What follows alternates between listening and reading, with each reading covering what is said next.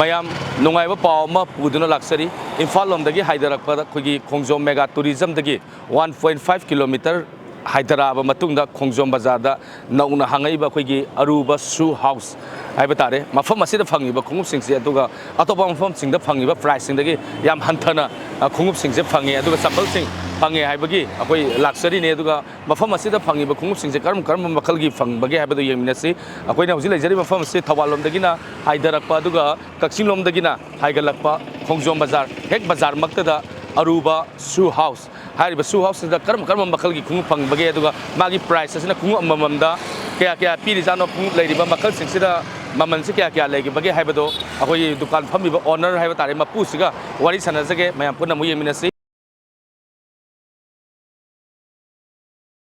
Aruba shoe house ko ba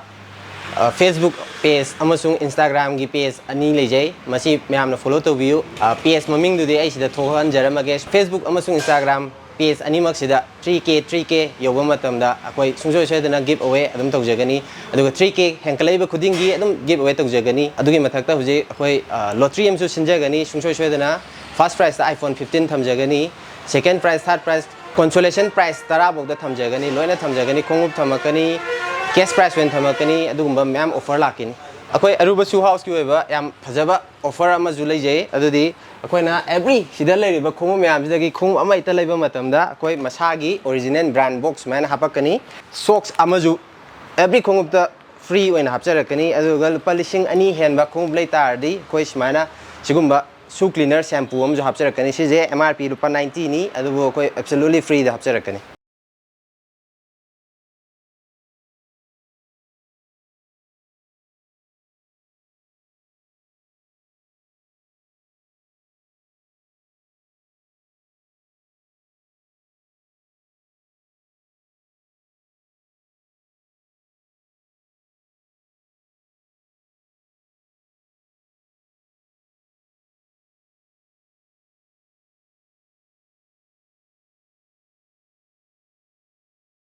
koi hujik Aruba shoe house da kari khongum lei amasung khongup kaijigi price kaije khangminar si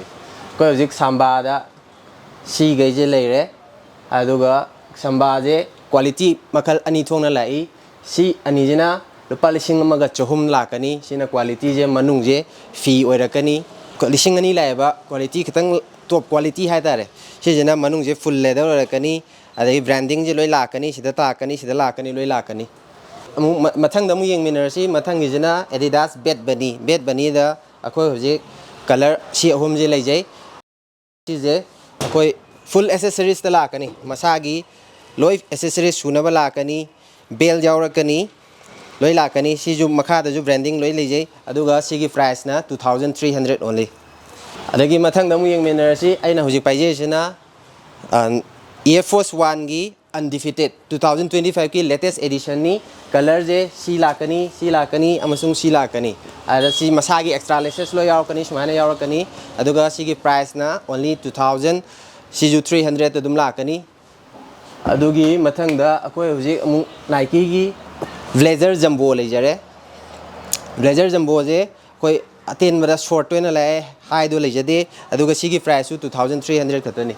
aduga amu mathang da amu lejare Jumbo blazer short sigi price only 2300 ni siju top quality leather ni loina lakani branding loi lakani smaina lakani mayam adum laga yengbi dum quality ji khangbi rani adugi mathang da amuk leijare Adidas ki campus ta color ani je leijai aduga siju with extra laces lakani siju pra top quality mayam top quality haina baduni si branding loi lakani aduga sigi price only 2300 lakani adugi mathang da amu leijare Puma gi 3D XL sije hojiki wena di black color ta khata leijai aduga magi price na 2500 siju pra top quality ni mathang da amu leijare AJ1 low da top quality leather sina sweat la ani aduga si atejna leather pure leather da la ani sigi price only 2300 adugi mathang da mu leijare SB dang da one block sijana sije glow in the dark oirakani adagi magi khuga je transparent lakani branding loi lakani aduga magi price na 2200 only mathang da mung leijare sneaker da Adidas ki superstar da unisex oibam leijai si je price na 2500 only si ju pra top quality ni ko me adugi mathang da mung leijare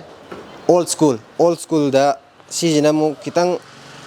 honge hai tare me sina 1250 da la ni adagi mathang da na Converse All Star high da la ni si ju price 1300 khatani mathangi khongup sina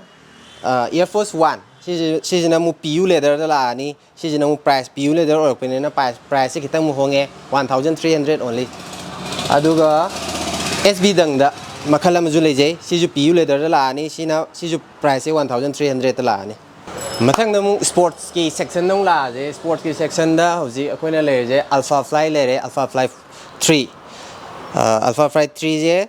mayam di market ta 2900 3000 adamai yonam ni du akoi Aruba shoe house di only 2600 ta la kani aduga Alpha Fly color je si jiga leije hoji ki na adugi mathang da amuk Adidas ki Adi Zero da Pro 4 la Pro 4 da color je si ani je lei si je myam yeng bio si gi cushioning ga je smana tina la kani ko walking chain ba adagi lamjen chain ba ti nungai da ba khongum ni aduga makha ju carbon plate la kani adagi si gi color je da di khuga je transparent da la kani smana branding ga smana la kani aduga Adi Zero da si jina Adi Zero Evo SL si jina mu khuga je smana full da la ni aduga si ani jiga price sa manai ko mamanna 2550 only adugi mathang da mung yeng miner si hoje koi Puma gi Nitro lere si ju running shoe ni si ju cushioning yam ti phajaba yam ti na mon lawa khongup amani aduga si gi price na 2200 only adugi mathang da NB gi Elite lere si ju makha je pura full carbon plate ni laktoi je aduga magi price na 2300 khatan mathang da mu Nike Zoom X da makhal ani leire sina Fly 5 sina Pegasus ado Fly 5 sina price 2200 la ani si mayam dagi am tina hongam ni ko atai whole Manipur gi market te yeng bio mayam sigi price da kanam ta na pi roi aduga sigi Pegasus na 1900 kata da la ani si ju pra top quality ni ko ma sports ki da ahong ba khongup sumyam le jeri akoi shugum simana sigi brand adagi sigi brand si singai je loina ma aho mamal yam china hong na pi gani mayam na pinari maman du da adum adu dai tajara adum pija gani akupa morong gi de adum akoi gi page da DM to biro adugi mathang da mu le jeri jina si brand je sida le jere sigi khongup gai je siju quality di adum laiba khongum ni yam low quality oba khongti na te adubu sije yam china hongba maman de pijar ni mayam na pinari ba maman ga de pijar ni siju adum akupa morong de ko page adum DM to raga hangbiro pe yar ni sneaker ga sports ka loijagra matung da ko formal dong lak sare formal shoe da office set pa mayam gi yam nuai da ba shoe ba makhal ahom gi color ahom gi lejari aduga price yam china honge ko me sijina only 750 siju 750 aduga siju samane myam siju 750 da loi thadok ser adugi mathang da khoi Chelsea boot da makhal ani lae S&M gi Chelsea S&M gi da color si ani jim lere aduga fuel gi da si color ani jim ga lere fuel gi jina siju 750 da thaja gani me aduga S&M gi jina 1350 da khata adugi mathang da khoi je slider da ju makhal khara thamjari go me sine leijare do si ani je only 1000 da hoji ki wena aduga bricken stock ki siju leijai siju dum rupa lising ama da dum phangbi ni me